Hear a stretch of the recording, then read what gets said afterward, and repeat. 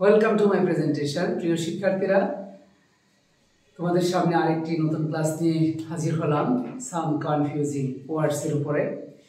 তো ইতিমধ্যে আরেকটি ক্লাস তোমাদের সামনে দেওয়া হয়েছে, অর্থাৎ ফেসবুক পেজ এবং ইউটিউবে দেওয়া হয়েছে। আজকে নতুন আরেকটি ক্লাস নিয়ে হাজির হয়েছি। সেটি হলো কি, যে কোনো ব্যক্তি বা প্রতিষ্ঠানের জন্ম বা প্রতিষ্ঠাকালীন সময় থেকে শুরু করে নির্দিষ্ট কিছু বছর পর পর বিশেষ পূর্তি উদযাপন করার ক্ষেত্রে নির্দিষ্ট কিছু নাম।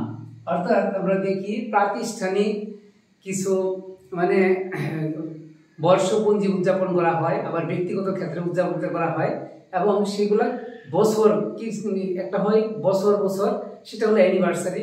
আবার কিছু অনুষ্ঠান হয় কি নির্দিষ্ট কিছু বছর পর পর সেই বছরগুলি কি নাম এবং তাদের ইংরেজি নামগুলো কি, সেগুলি সহ তোমাদের সামনে উপস্থাপন করছি। যেমন সিলভার জুবলি। সিলভার জুবলি এটি বাংলা হলো রজত জয়ন্তী, আর এটার পূর্তির সময়টা হলো 25 বছর। অর্থাৎ প্রতিষ্ঠাকালীন সময় থেকে যদি 25 বছর পার হয় তখন সেটা উদযাপন করা হয়। আর এটা হলো কি রাবি জুবলি, এটা হলো 40 বছর পর।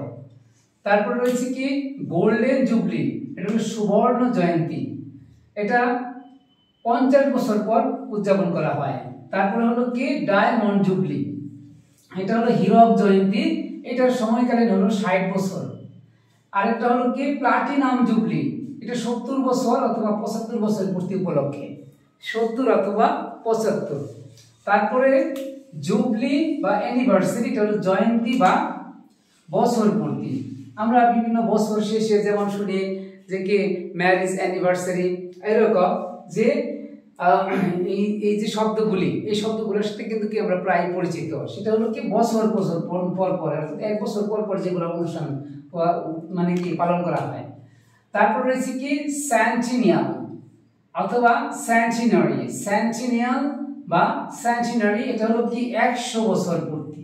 অর্থাৎ প্রতিষ্ঠাকালীন সময় পর থেকে 100 বছর যদি সময় অতিবাহিত হয় তখন যে অনুষ্ঠানটা উদযাপিত হয় সেটাকে বলে কি সেন্টিনাল অথবা সেন্টিনারি। আশা করি কি এই ক্লাসের মাধ্যমে তোমরা কিছু গুরুত্বপূর্ণ শব্দের সাথে কি পরিচিত হয়েছ। ধন্যবাদ সবাইকে।